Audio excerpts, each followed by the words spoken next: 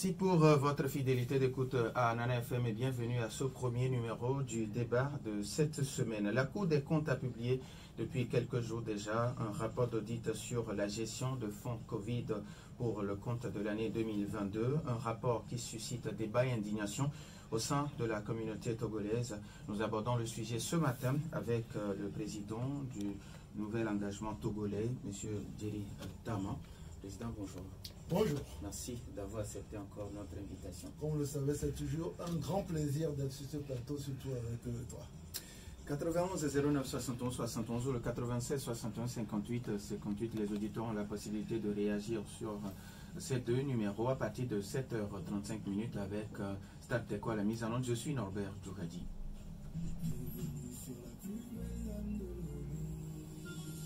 Une fois encore, merci pour votre fidélité d'écoute à Nana FM.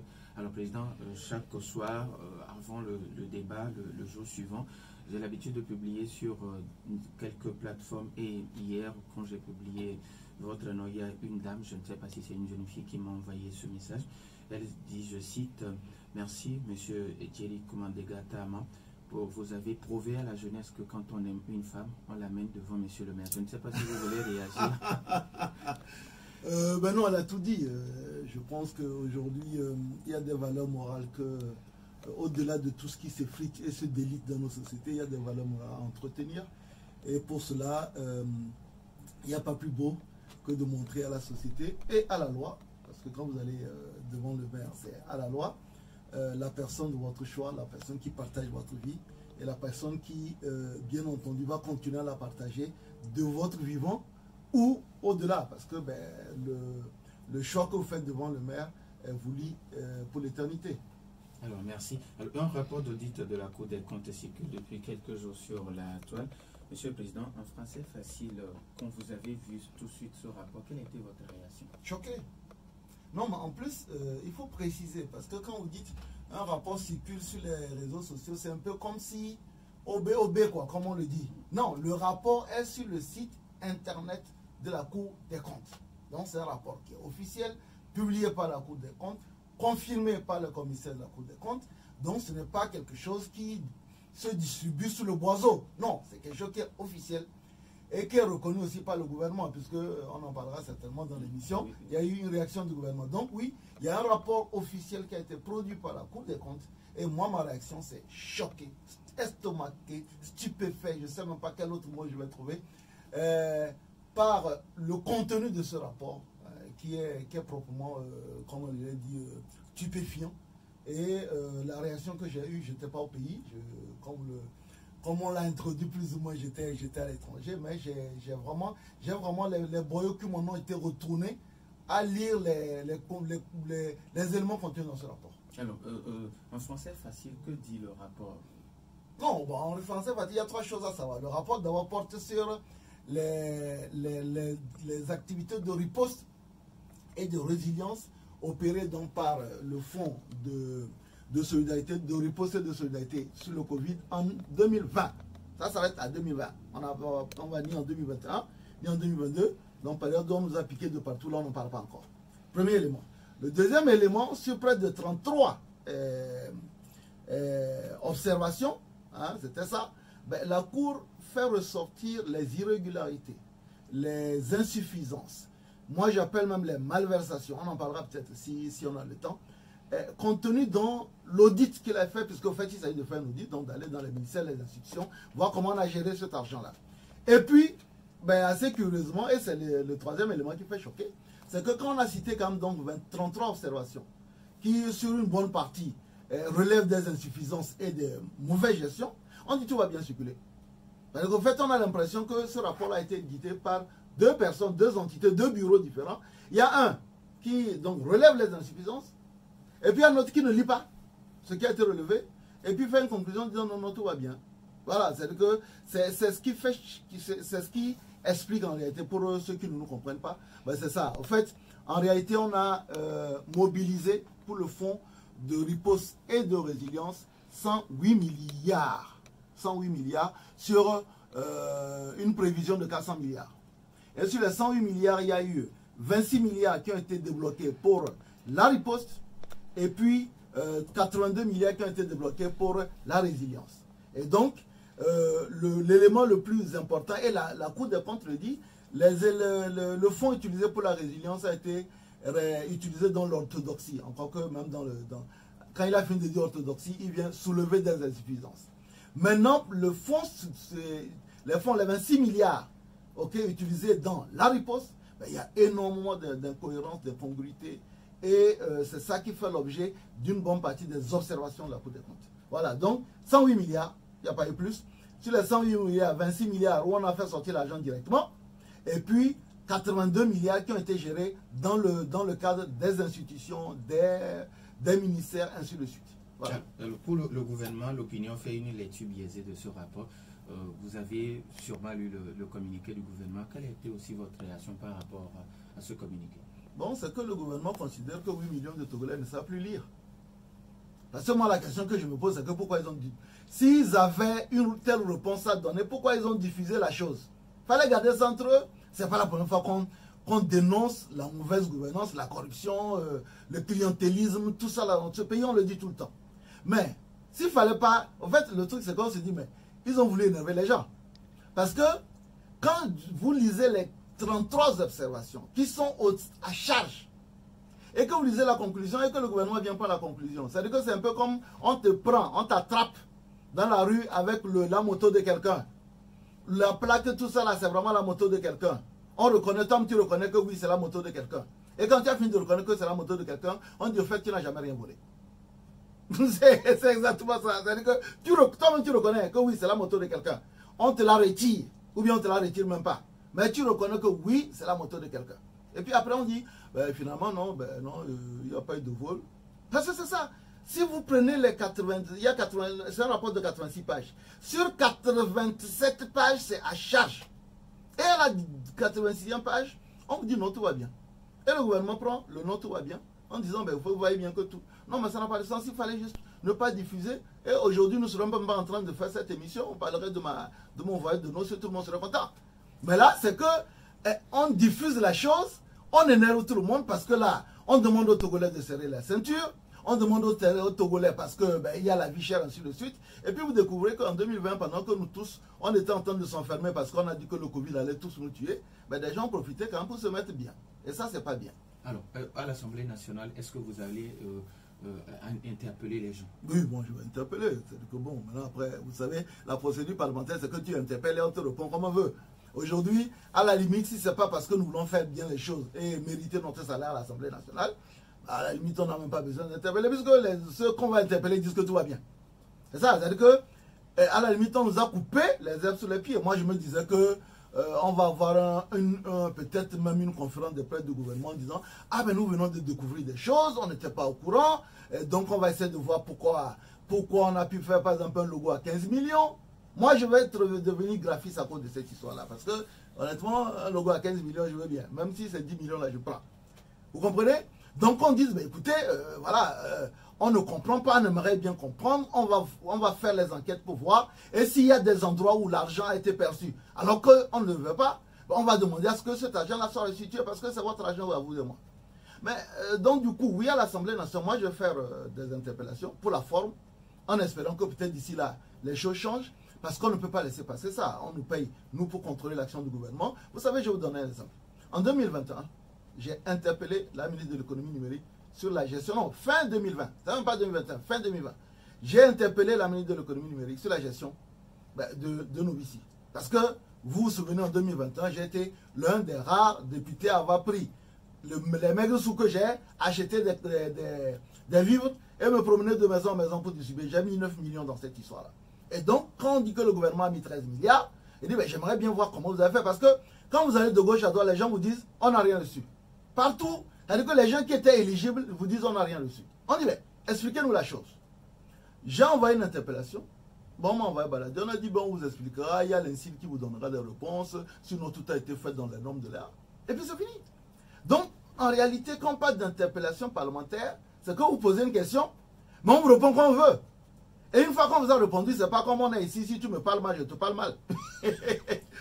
Là-bas, c'est que quand tu as répondu, bon, on ferme le dossier et puis on passe à autre chose.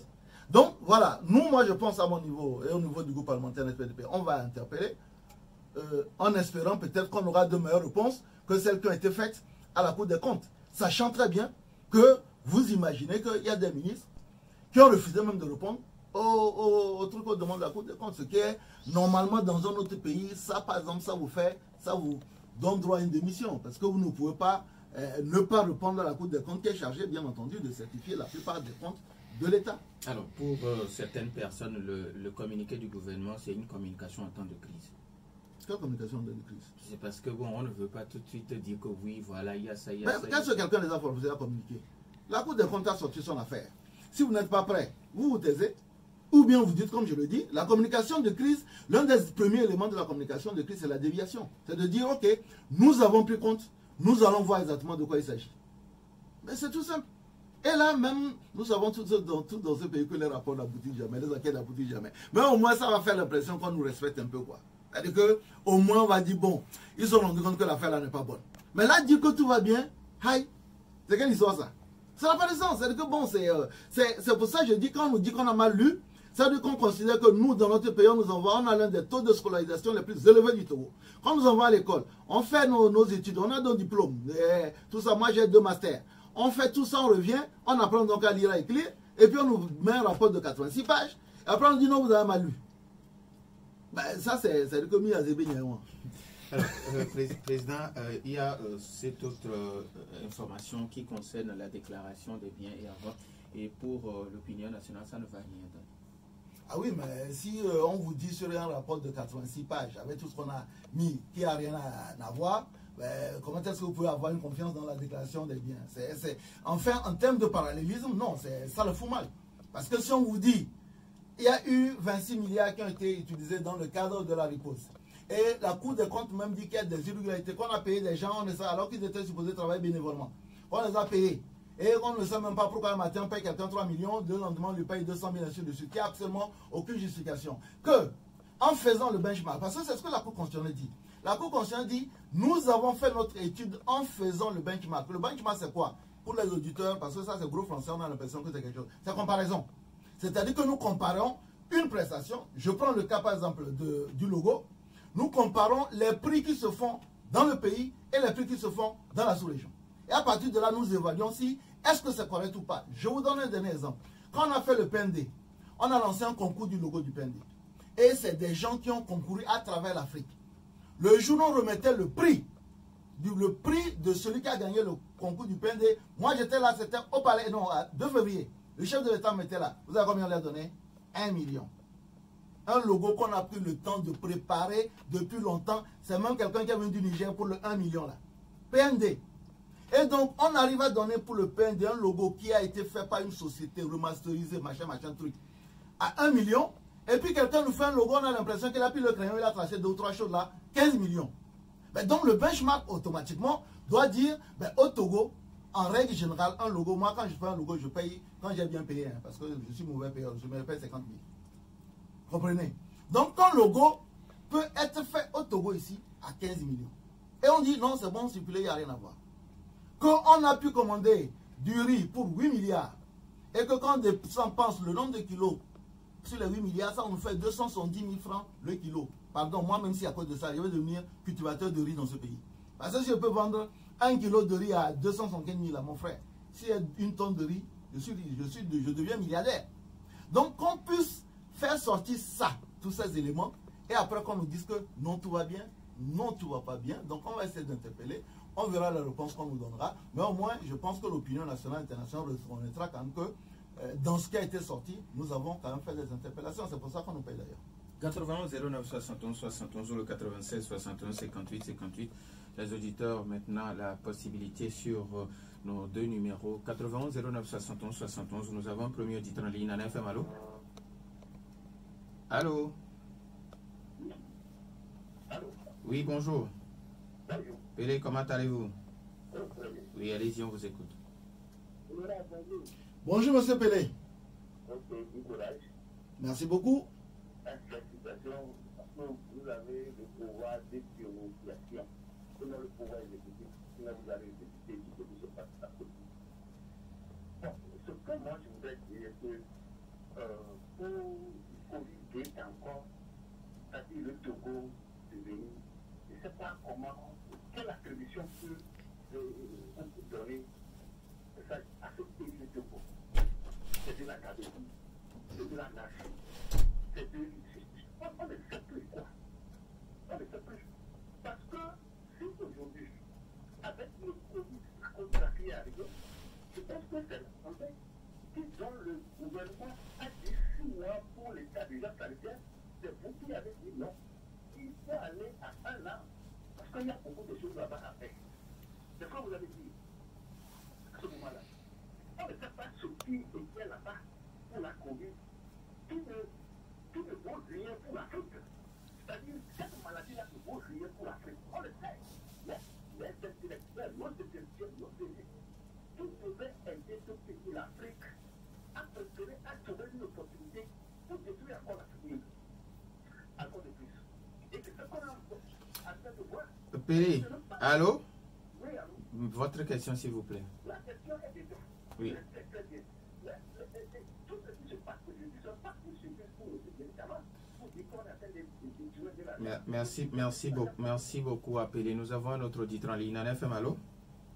Allô? Oui, bonjour. Monsieur Paul, vous nous appelez de Djablé. Oui, Monsieur Paul de Djablé. Oui, allez-y, on vous écoute. Bonjour, Monsieur Paul.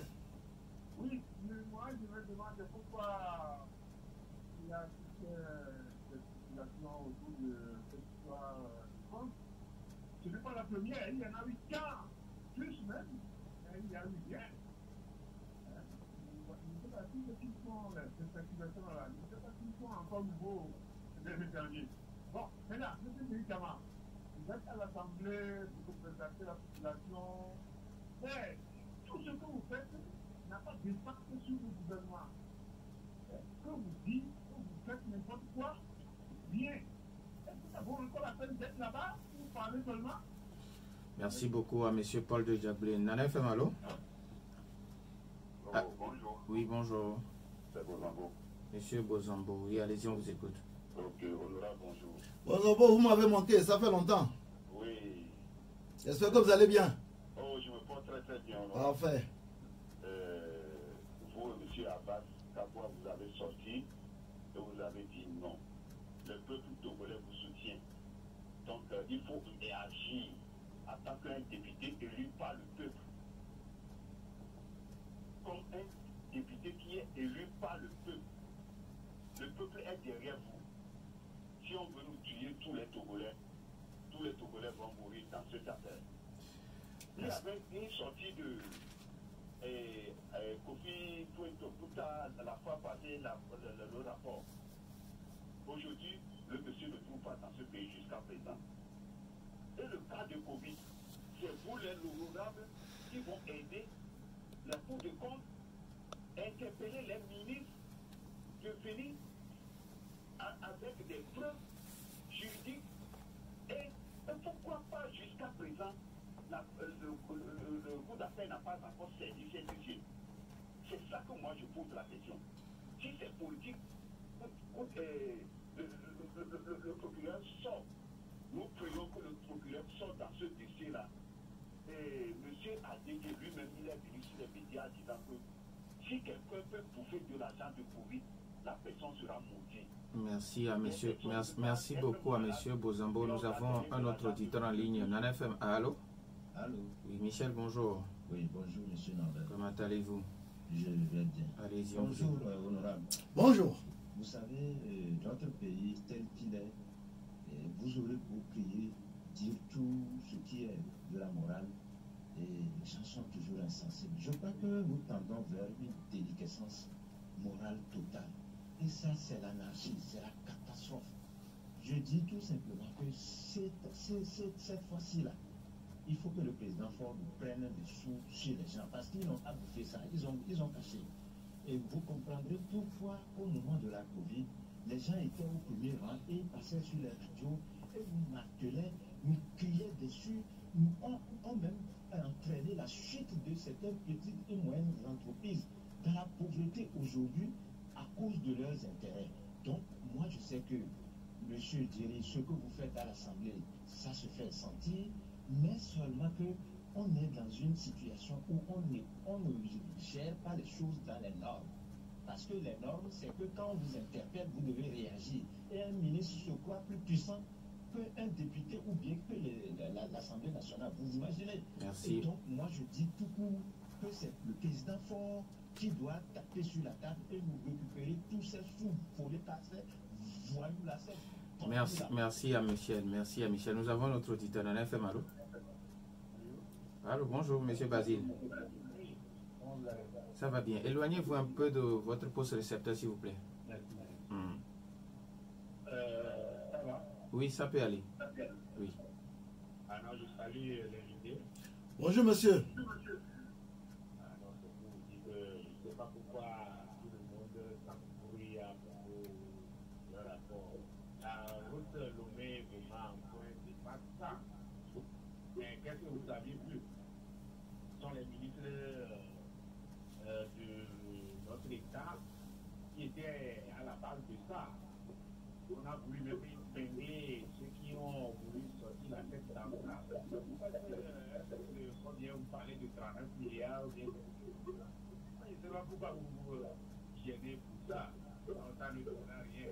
La réaction a été quand même une réaction, quand même, que tout ce que vous avez vu, qu'il n'y a rien eu du tout. Comme quoi on ne tire pas l'arbre sur la branche sur laquelle on est assis. Merci beaucoup à Basile. Nana FM, allô? Oui, alors bonjour. Masda Dido Gomé, bonjour. Monsieur Diri Tama, bonjour. Bonjour. Pour moi, le gouvernement togolais, vis-à-vis de la justice, à 3 vitesses. Le gouvernement avance à 3 vitesses. Les voleurs de canards et de poules sont systématiquement en prison. Ça, c'est la première vitesse. La deuxième vitesse, les voleurs de fonds publics ne sont pas inquiétés. Et pire, ces mêmes voleurs, des fois, ils sont même encouragés. C'est ce que je suis en train de trouver dans le cas de Covid-19, le rapport de la Cour des comptes. Il y a Applucia. Moi, je me demande à quoi ça sert. Covid vient de nous démontrer que c'est la bagaille. Il y a la route de Lomé-Vauban. Il y a les fonds de la Cannes. 2015, je pense, c'est plus quelle année. J'ai deux questions à M. Dirikiama. Oui.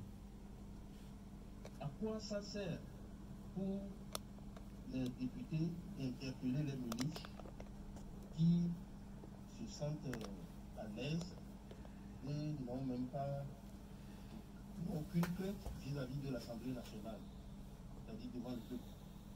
Deuxièmement, M. Dirikiama nous dit souvent ici qu'il y a séparation du pouvoir. Est-ce qu'il peut encore confirmer qu'il y a séparation du pouvoir au Togo? Merci, bonne journée. Merci et bonne journée à vous. On prend le tout dernier auditeur en ligne. Nana FM, allô? Bonjour Norbert. Bonjour, monsieur Garo. Bonjour monsieur honorable futur.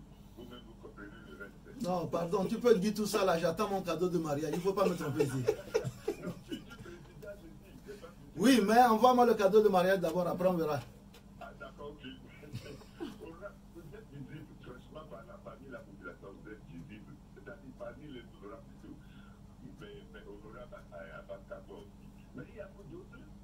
Je lance un appel à mon ami Beausoleil aussi. Parce que ce que vous êtes très très important pour le peuple. Vous savez, prendre l'argent du peuple, c'est très très mauvais. Et surtout, l'argent du Covid, c'est criminel. Je sais pas, moi je dis, nous sommes derrière le président fort anticipé pour arrêter ces gens-là. C'est vraiment il y a des développements. Parce que qui ne le fait pas, moi je leur demande de payer les frais lui-même.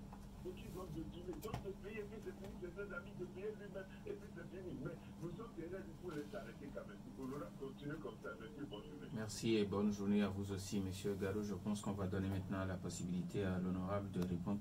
Vous avez écouté les uns et les autres. Monsieur Paul de Diablé qui pense que bon, ce n'est pas la première fois que ça ne va rien donner. Alors, honorable, si vous permettez, nous avons Papa Siliti en ligne. On va le prendre pour dernier auditeur. Papa Siliti, bonjour. Oh, vraiment, vous n'êtes pas carrière, mais vous avez le tenant. Que Dieu vous bénisse. finalement, qu'est-ce qu'il faut faire, en qui il faut avoir confiance.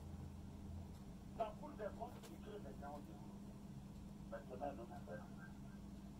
Voilà un député, pas des moindres, qui vient confirmer le détournement. Alors, il ne faut pas que l'État fasse que les gens se font couper. Et que ceux qui sont contre lui, ils disent, ah voilà, c'est ce que nous avons dit. Vous voyez? Donc, comme les gens, notre président de la République, notre petit frère, c'est nous qui l'avons voté. Il n'a qu'à tout faire pour que le Togo, quand on parle, il faut que son enfant bien guidé, de dire sage, bien guidé, ce que vous n'avez pas vu depuis 50 ans. C'est pourquoi je vous parle. Je voulais aimez-vous les uns les autres. Merci beaucoup. Merci à vous aussi, Papa Sibitia. Alors, honorable Monsieur Paul de Diablé, qui pense que bon, rien ne va changer, que ce n'est pas la première fois qu'il y a de ces malversations dans notre pays. D'abord, quand on parle par exemple de la route en foin, ce n'était pas nous qui étions à l'Assemblée à l'époque. Moi, je considère que il faut toujours dénoncer et que si parfois on a l'impression que les choses n'avancent pas, pour le peu que je connais aujourd'hui du système, je peux vous dire que parfois, alors qu'on a l'impression qu'on est vraiment dans le chien à bois, la caravane passe, les effets sont là. Donc il faut toujours dénoncer, il ne faut pas perdre de l'énergie, il faut le faire, parce que c'est pour ça que nous sommes là. Je suis un député de l'opposition, je suis à la tête d'un parti de l'opposition. Un parti de l'opposition, sa vocation première, c'est de critiquer l'action que fait ceux qui sont au pouvoir en proposant des mesures alternatives qui peuvent faire de lui quelqu'un de crédible. Donc ça, je pense que, quel que soit le cas, il faut dénoncer et proposer. On le fait plutôt bien et on va continuer. Alors, quand M. Bozambo vous demande de continuer pas à interpeller les gens, qu'un jour ça va payer. Et puis, il y a un autre qui demande, c'est M. Gado, il n'y a pas que vous, il n'y a pas que M. Abbas Kaboya, pourquoi les autres députés ne réagissent pas? Bon, d'abord, je ne peux pas parler au nom de tout le monde. Je retiens quand même que sur le Covid-Gate, l'honorable Fiaklachou a intervenu. Et je pense aussi que d'autres députés ont d'autres façons beaucoup plus smooth. C'est-à-dire que ce qu'on appelle souvent la diplomatie de couloir, nous sommes peut-être des caisses de résonance qui parlent beaucoup. Mais bon, honnêtement, je ne veux pas critiquer les autres parce que je préfère me concentrer sur ce que je fais que de dire d'autres personnes ne font pas suffisamment. Je pense que l'Assemblée nationale, quelqu'un a posé la question de la séparation du pouvoir. Oui, il y a la séparation du pouvoir. Mais ce n'est pas parce qu'il y a la séparation du pouvoir que une Assemblée nationale, parce que ce que les gens doivent savoir, c'est que le gouvernement est issu de la majorité parlementaire. Et donc à partir de là, c'est qu'il y a une solidarité qui est entre le gouvernement et la majorité parlementaire. Dans certains pays, cette majorité-là n'est pas mécanique. On le voit dans d'autres pays où parfois le gouvernement ou bien l'Assemblée nationale est opposée à son gouvernement. Et au Togo, on l'a eu. Nous l'avons eu quand il a fallu proroger l'état d'urgence sanitaire. Vous vous souvenez, le gouvernement était pour 6 mois, l'Assemblée nationale était pour 12 mois, et l'Assemblée nationale finit par pas prendre le dessus. Mais il n'en reste pas moins que, au-delà, la plupart du temps, l'Assemblée nationale soutient le gouvernement. Et c'est une question aussi technique. À quelques mois des élections, ça m'étonnerait quand que la majorité parlementaire puisse remettre en cause son gouvernement à moins d'une année des élections. Là aussi, c'est des calculs politiques. Et nous savons comment ça fonctionne. Et nous fonctionnons avec. Alors, Masda Dido Gomé, vous avez déjà répondu à sa deuxième question, sa première question qui demande à quoi ça sert encore d'interpeller, pour un député d'interpeller des ministres qui ne répondent pas? Non, non, monsieur. Les ministres répondent. Moi, je peux vous dire qu'en l'espace de dans ma 5e année, je dois être à environ une centaine d'interpellations. Peut-être 1 ou 2 interpellations uniquement ont eu des non-réponses. La plupart du temps, on répond, mais c'est ce que j'ai dit tout à l'heure. Les gens répondent et vous expliquent. En réalité, il y a 2 types d'interpellations. Vous avez les interpellations, comme je l'ai fait, et il y a les interpellations, on va dire, à l'Assemblée nationale, quand un ministre vient pour défendre un dossier. Lors du débat général, toutes les questions que vous voulez nous poser, qui n'a parfois rien à voir avec le texte, sont posées. Et c'est une interpellation où, ben, en fait, on te prend sur le fait, quoi. C'est-à-dire que là, on est en plénière, il y a tout le monde qui t'écoute, il y a la presse qui est là. Tu ne peux pas dire non, non, non, je ne réponds pas. Donc, il y a ces 2 interpellations, les interpellations que le député ou un groupe parlementaire peut faire. Les interpellations parlementaires, on n'en a jamais fait. Et les interpellations ad hoc. Ok? communiqués qu'on fait à l'Assemblée nationale dès qu'un ministre parle. Et je peux vous dire que ça apporte des résultats. Ça apporte des résultats. Moi, par principe, je n'aime pas fanfaronner quand il y a du résultat parce que c'est ce qui va faire en sorte que demain, ben, les gens ne vont pas vous donner la main parce qu'on se dit, ben, lui, chaque fois qu'il demande quelque chose et qu'on accède, il va sur les réseaux sociaux, sur les médias, il se tape, il se bombe la poitrine. Donc, si c'est comme ça, la prochaine fois, on ne fait pas. Parce que, quel est le sens de votre interpellation? C'est l'amélioration soit des conditions de vie des populations ou bien de la gouvernance. Et quand vous obtenez des résultats, la simple satisfaction que vous avez, c'est la satisfaction personnelle et morale d'avoir fait évoluer les choses. Donc non, il faut continuer à interpeller parce que ça fait bouger les choses. Ça fait énormément bouger les choses. Aujourd'hui, beaucoup de ministres vous disent, ben, quand on vient à l'Assemblée, on est obligé de bien préparer nos dossiers parce qu'on sait que les députés là ne laissent rien passer. Et c'est une bonne chose. Donc oui, il faut continuer à interpeller. Et je peux vous dire, moi, à ma 5e année, qu'on a plus de collaboration des ministres quand on leur pose des questions. Et souvent, c'est grâce au Premier ministre, parfois même au Président, qui fait pression sur les ministres qui ne répondent pas à temps pour dire, écoutez, répondez aux interpellations des députés à l'Assemblée nationale. Je pense que c'est plutôt une bonne chose. Alors, Mas toujours qui demande à quoi ça sert la Aplusia dans ces conditions. Ben, moi aussi, je pose la même question. Parce que la Aplusia, avec tout ce que beaucoup de personnes ont cité, on peut dire que la FTF, bon, c'était à la limite la fédération, mais la route le met au fond. Ça, c'est quand même les fonds de l'État. Et donc, toutes les années, il y a énormément de chroniques, il y a énormément de faits de corruption ou bien de détournement d'argent qui défraient la chronique. La Aplusia ne voit rien. En fait, j'ai l'impression que les mailles du filet de l'Aplusia sont tellement larges que le Togo même peut passer à travers. Voilà, donc voilà, moi je pose la même question, ça sert à quoi? Maintenant, on espère que la nomination d'un nouveau président va donner un autre souffle à cette institution qui, sur le fond, est capitale pour la démocratie. Alors, Michel, et puis d'autres qui disent qu'il faut que le président agisse. Oui, ben moi je suis d'accord. Moi, quand j'ai lu le rapport, mon premier communiqué, vous savez, le NET a d'ailleurs été le seul parti politique à avoir communiqué, à avoir fait sortir un communiqué de presse sur ce sujet. Nous n'avions pas dit autre chose que nous comptons sur la personne qui a commandité l'audit à prendre des mesures. Mais aujourd'hui, à la limite, je pense qu'on peut quand même nuancer un peu parce que pour le moment, c'est le gouvernement qui a fait sortir un communiqué. Est-ce que c'est la position du chef de l'État? J'en sais rien du tout. Mais le gouvernement dit ok, tout va bien. Mais on peut avoir dans les jours à venir une décision de l'exécutif qui dit écoutez, nous ne considérons pas que tout va bien puisque la Cour des comptes met en cause le gouvernement et ses ministres. Le chef du gouvernement et ses ministres. Mais là, on peut avoir une surprise. Mais moi, je pense, comme beaucoup de personnes ont dit, que le chef de l'État doit taper du poing sur la table.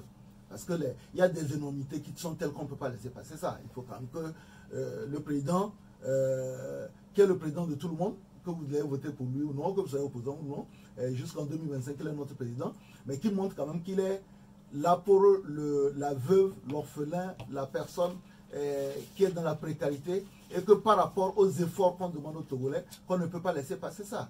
Donc notre premier communiqué, c'était de dire, nous comptons sur le chef de l'État et nous continuons à continuer sur lui, parce que c'est lui seul qui peut taper sur le truc. Nous, on va faire ouya ouya, on parle ouya ouya ici, là, les gens là, ils nous regardent, ils sourient. On va faire une interpellation, si la personne te répond pour dire, conformément à la réponse du gouvernement, la Cour des comptes a dit que toutes les dépenses ont été régulières. Tu vas dire quoi?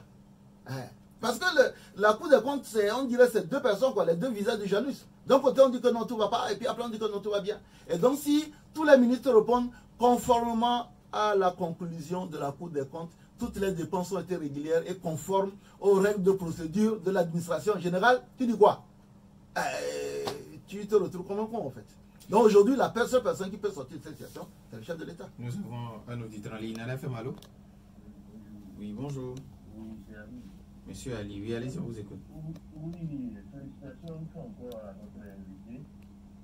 Ça prouve encore son intelligence qui n'est pas utile au pays. S'il vous plaît, le gouvernement vient de faire un braquage officiel qui est entériné par le chef de l'État qui gouverne par l'impunité. L'ensemble là est digne d'être démissionnaire.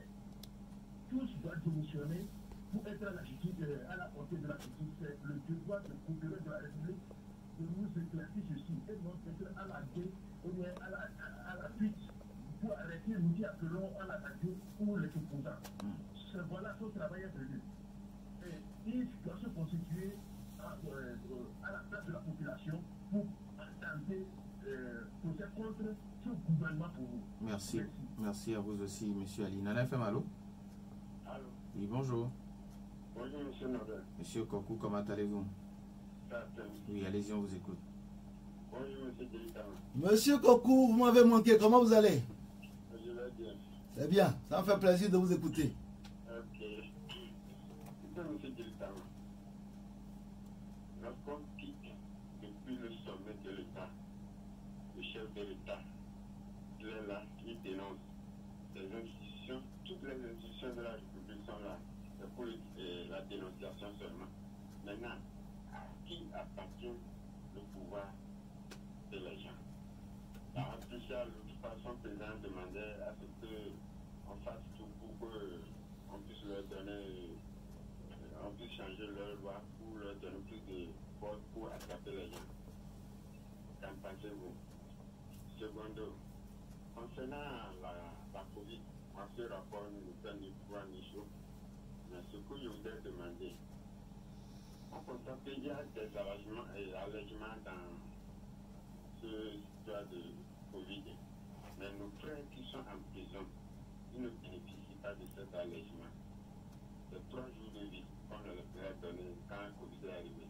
Mais si vous prenez les 3 jours, lundi, mercredi, vendredi, qui sont des jours de travail, n'est-ce pas, il faut aller rendre visite à vos parents qui sont à la prison. Au jour d'aujourd'hui, qu'en pensez-vous à nos frères qui sont en prison? Merci beaucoup à M. Kokou. Je pense qu'on va prendre le tout dernier. Nana Femalo. Allô? Oui, bonjour. Bonjour, monsieur. Oui, votre nom, s'il vous plaît? Oui, c'est l'évangéliste Angelo Firmin. Monsieur Firmin. Oui, allez-y, on vous écoute. Oui, je tiens à remercier le député Djeritama. J'aimerais dire quelque chose qui est très important. Vous avez juste 1 minute, s'il vous plaît. Oui. Je crois que le rapport, le communiqué qu'a fait sortir le gouvernement, moi, en tant que société civile, je suis aussi membre du MMK, je crois que ça dit beaucoup de choses. Et c'est comme s'ils sont en train de dire à la population que nous pouvons tout faire, mais vous n'avez rien à nous dire les choses. Je crois que c'est très, très, très, très dangereux. Et je ne sais pas ce que nous apprenons à nos enfants par rapport à ce qu'ils ont fait comme communiqué. Donc, j'interpelle les députés à l'Assemblée, quand même la société civile aussi fera quand même sa part, mais que les députés aillent encore plus loin par rapport à ce problème. Sinon, ça portera encore des coups à la population. Merci à vous aussi, M. Firmin. Alors, honorable, quand M. Ali dit que le procureur de la République doit s'auto-saisir. Bon, est-ce que le procureur de la République doit s'auto-saisir? Le procureur de la République s'auto-saisit si on reconnaissait qu'il y a des malversations, mais quand on dit que tout va bien. Et le pire, c'est que ce n'est pas uniquement le gouvernement qui dit que tout va bien, c'est la Cour des comptes qui soulève quand même beaucoup de lièvres, et après il dit non, il n'y a pas de gibier. Mais c'est un peu ça ce qui est curieux. Donc du coup, aujourd'hui, je pense, le pasteur vient de parler tout à l'heure, oui, la société civile, à la limite, dans beaucoup de pays, c'est la société civile qui enclenche. Que ce soit aujourd'hui, quand vous regardez ce qui se passe au Sénégal, c'est beaucoup plus la société civile qui enclenche. C'est-à-dire qu'aujourd'hui, des gens peuvent se constituer en partie civile et porter plainte. Quelqu'un qui considère qu'il a par exemple eu des effets collatéraux sur la lutte contre le Covid et qu'aujourd'hui, il considère que vu que les fonds n'ont pas été gérés de façon orthodoxe, il peut porter plainte. Mais maintenant, le procureur de la République, à partir du moment où le gouvernement dit que tout va bien, il est très difficile pour le procureur de la République de s'auto-saisir. Sauf si, bien entendu, les gens agissent en partie civile. Alors, M. Kokou, qui pense que la Plucia n'a pas le pouvoir d'agir, et bon, toutes les institutions disent que nous n'avons pas le pouvoir d'agir. Maintenant, il demande à qui appartient vraiment. Non, en fait, c'est pas ça. La Plucia a comme la Cour des comptes la possibilité de faire des rapports. C'est-à-dire que il ne faut pas que la Plucia se substitue à la justice. Attention, on a quand même un pouvoir judiciaire qui existe. On ne va pas donner matière à la Plucia à tout dire. Mais vous allez interpeller les gens. Mais maintenant, une fois que la Plucia a fait ses rapports et l'a soumis, en ce moment-là, on parlait tout à l'heure du procureur. Le procureur peut, sur la base des rapports de la Plucia, enclencher une procédure judiciaire. Mais l'ennui, c'est que depuis que la Plucia est là, pour le moment, un rapport ou alors on n'a rien sous la main.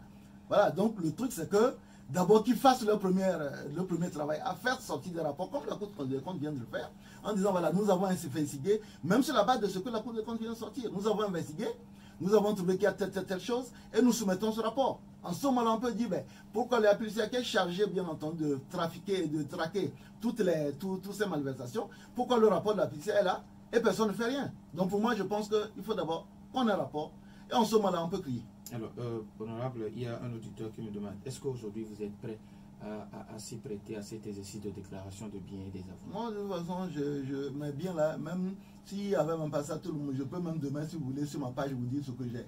Heureusement, je n'ai pas grand-chose. Donc oui, non, c'est pas... Le truc, c'est que nous tous, nous savons, que quand, sur l'affaire de la déclaration des biens, beaucoup de personnes n'ont rien en leur nom. Quand tu as quelque chose à dissimuler, tu mets ça sur le nom de tes enfants, de ta femme, de ta troisième épouse, ainsi de suite. Donc, déclaration des biens, là, vous allez voir, les gens vont vous dire qu'ils ont 2 cuillères et 3 fourchettes. Voilà. Maintenant, est-ce que ça va changer pour quelque chose? Je vous dis, mais quand on regarde le rapport et le traitement qu'on en fait, moi, je ne vois pas ce qui va changer avec la déclaration des biens. Vous pensez que quelqu'un va vous dire que lui, sur combien de milliards qu'il a commandé, qu'il a déposé 5 milliards quelque part, il est fou? Donc, non, c'est une opération de communication, de marketing politique, et puis c'est tout. Il nous reste pratiquement 2 minutes. On sait que l'année 2023, c'est une année électorale. Au niveau du net, comment est-ce que vous vous préparez déjà? Non, mais vous savez, le processus a commencé, on aura 2 élections, les régionales. J'aimerais que vous m'invitiez un jour pour qu'on parle des élections régionales, parce que les gens ne comprennent pas cette histoire-là. Et puis les élections législatives, dont on remet nos mandats en jeu. Bon, enfin, moi je remets, il y a des gens peut-être qui ne remettent pas, mais je remets mon mandat en jeu. Donc on travaille sur le terrain, on fait ce qu'on peut faire. Et puis là, on a commencé à donner les noms des membres des CELI. Bientôt, on va faire la révision. Là, le recensement électoral. Et puis, bon, certainement, vous savez, on fait rarement des élections en saison pluvieuse au Togo. Donc, certainement, la saison sèche prochaine, à partir d'octobre, novembre, on fera certainement 2 élections. Moi, je suis pour la combinaison pour faire des économies. Mais si on fait des économies pour eux et que l'argent là ne profite pas, vous imaginez les sommes qui sont en cause, elles auraient pu servir à amener des scanners dans des hôpitaux. Pour le moment, on n'a pas de scanners et c'est énormément de choses. Donc oui, on se prépare, on est sur le terrain. Je reviens de l'Est Mono même hier, où on continue à faire des actions sociales dans la mesure du possible à l'endroit des populations vulnérables qui sont sur le terrain. Alors, si vous avez un message à l'endroit de ces populations, parce que vous avez juste 30 secondes. Non, je n'ai pas un message à l'endroit de ces populations, j'ai un message à l'endroit des forces de défense et de sécurité. Aujourd'hui, le gouvernement a fait le choix, c'est un choix volontaire, de ne pas communiquer sur les victimes, de ne pas communiquer, parce que on considère qu'en communiquant sur les victimes, ça donne de grands mots aux terroristes. Mais aujourd'hui, vous savez, quasiment tous les jours, on a des victimes des attaques terroristes dans la région septentrionale, autant les militaires que les civils. Et donc, mon message, c'est d'abord apporter tout mon soutien à nos vaillants militaires qui se battent pour que nous, on puisse continuer à circuler dans ce pays en paix, que ce soit à Lomé ou dans les villes intérieures. Donc voilà, je veux vraiment exprimer tout mon soutien à ces vaillants militaires et aussi apporter toute ma solidarité aux populations de la région septentrionale. Elles souffrent énormément, elles ont été déplacées, aujourd'hui elles se retrouvent pour certains dans des conditions terribles. Les enfants n'arrivent pas à aller à l'école parce qu'ils ont été déplacés et ne retrouvent pas leur cursus normal. Donc honnêtement, je pense qu'on n'en fait pas assez. Je pense qu'on doit mettre en place un fonds de solidarité pour ces personnes-là. On doit mettre en place des mécanismes de soutien, que des gens qui sont à Lomé, qui veulent aider ces populations, puissent faire des envois, qu'on fasse des envois par courrier postal, ainsi de suite. Parce qu'aujourd'hui, si on lance ça, nous pouvons envoyer des nattes, des tentes, énormément de choses. Pour le moment, cette solidarité-là n'existe pas et honnêtement, j'en suis très frustré. On doit pouvoir exprimer notre solidarité à nos vaillantes populations de la partie septentrionale du pays. Nous disons merci à M. Dielita, président du Nouvel Engagement Togolais. Merci également à vous, chers auditeurs, pour votre fidélité d'écoute à cette émission et à Nana FM. Merci à Stan Teko pour la mise en œuvre. Merci également à Maïmouna Hassan pour derrière la caméra pour la page YouTube. Je suis Norbert Jouadi. Bonne suite de nos programmes.